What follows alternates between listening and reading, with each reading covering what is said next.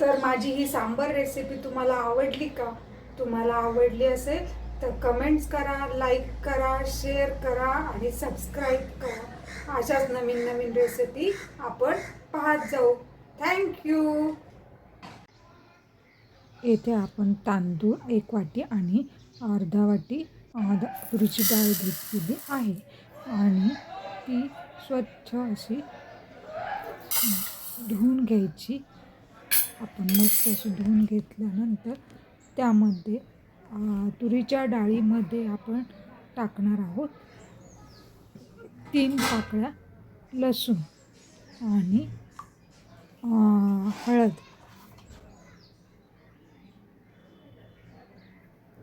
अर्धा चमचा हळद टाकायची आणि इकडे कुकरला लावून द्यायचे भात आणि तुरीची डाळ. इथे मी रेडीमेड इडली बॅटर आणलेलं आहे. तर आपण आज करण्यात आहोत इडली आणि सांबर. तर बॅटर नॉर्मलला येऊन दिले आणि भांड्यात काढून घेतले. येथे इडलीचे पात्र तेल लावून घेतले व अशा प्रकारे आपण हे बॅटर इडली पात्रामध्ये टाकूया. सर्व इडली पात्रामध्ये बॅटर टाकल्यानंतर इकडे आपण दुसरीकडे कुकर गॅसवर गरम करायला ठेवलं आहे पाणी इडलीचं बॅटरचं. त्यामध्ये एक आपण हे प्लेट्स ठेवूया. अशा प्रकारे आपण प्लेट्स हे केल्याने आपला वेळ वाचतो आणि आपल्याला म्हणजे 15-20 मिनिट पटकन कुकर लावून द्यायचा आणि इझिली आपल्या इडल्या तयार होतात. पाणी गरम झालं आहे त्यामुळे 20 मिनटं तरी आपल्याला इडली तयार करायला लागेल. असा इडलीचा कुकर हा 30 मिनटं तर 30 मिनटं ठेवूयात आपण. इकडे कोथिंबीर आणि टॅमॅटो घेतला आहे, ते चिरून घ्यायचं मस्त. एक टॅमॅटो आणि कोथिंबीर हे आहे. हे आपल्याला सांबारचं तयार करायचं त्यामुळं मोहरी, हळद, बेडगी मिरची, तिखट मसाला, मीठ आणि सुहाणाचा मसाला घ्यायचा आहे, सांबार मसाला. इकडे कढीपत्ता घेतला आहे. टॅमॅटो, कोथिंबीर निवडून हे झालेले आहे तयार. सुहाणाचा सांबार मसाला घेतला आहे.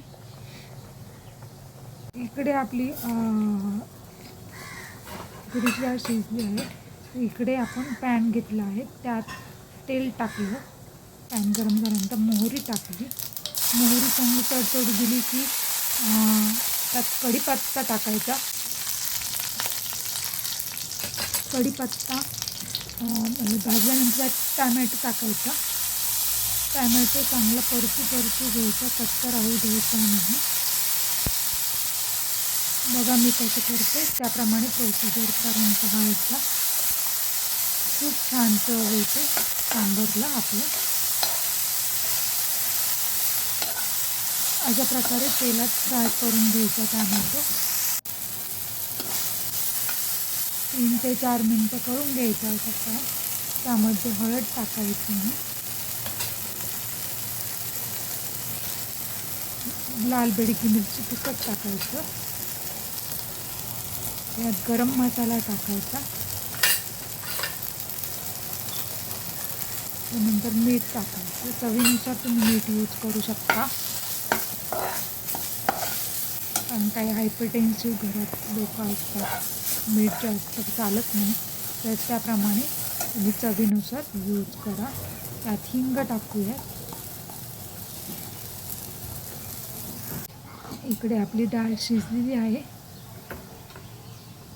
मी अर्धवटच म्हणजे 80% शिजवून घेतलेली आहे डाळ. इथे पण आपण उकळून दिल्यावर छान फ्लेवर येतो. शिजू द्यायची चांगली. ही छान परतू घ्यायची मसाल्यात. इकडं आपल्या इडल्या तयार झालेल्या आहेत. बघा किती स्पंजी झालेल्या आहे. हाताला अजिबात चिटकत नाही. नीट टेस्ट करून बघितलं. मस्त अशा इडल्या तयार झालेल्या आहे बघा. इकडे सांबर आपलं डाळ शिजलेली आहे सांबरची. त्यात नंतर आपण थोडंसं शेवटी सुहाणा मसाला टाकायचा. सुहाणा मसाला मी आधी वापरला नाही, नंतर टाकायचा. वा खूप सुंदर वास येतोय आणि खूप छान दिसतोय आपले सांबर. खूपच सुंदर सुगंध पसरला आहे घरात. त्यात नंतर आपण कोथिंबीर टाकलेली आहे. सुहाणा मसाला 2 चमचे टाकला, त्यात कोथिंबीर टाकली आहे. बघा आपलं तयार झालं रेडी ताट. इडली, सांबर आणि भात. इकडे माझं सांबर असं तयार झालेलं आहे. खूप सुंदर चव आणि खूप सुंदर. तुम्हाला मला एक टिप द्यायची आहे की जर आपण इडल्या केल्या तर त्या इडल्या गरम कुकर असताना लगेच काढू नये. 10 ते 15 मिनटं इडल्याचा कुकर थंड होऊ द्यायचा आणि नंतर त्या इडल्या काढायच्या. अगदी इझिली निघून येतात पटकन आणि त्या भांड्याला चिटकत पण नाही. तेल लावलेलंच असतं, पण तेल लावलं तरी कधी कधी चिटकतात. तर नेहमी थंड होऊन मग नंतरच आपण इडल्या काढा. खूप इझिली निघतील, चिटकणार नाही.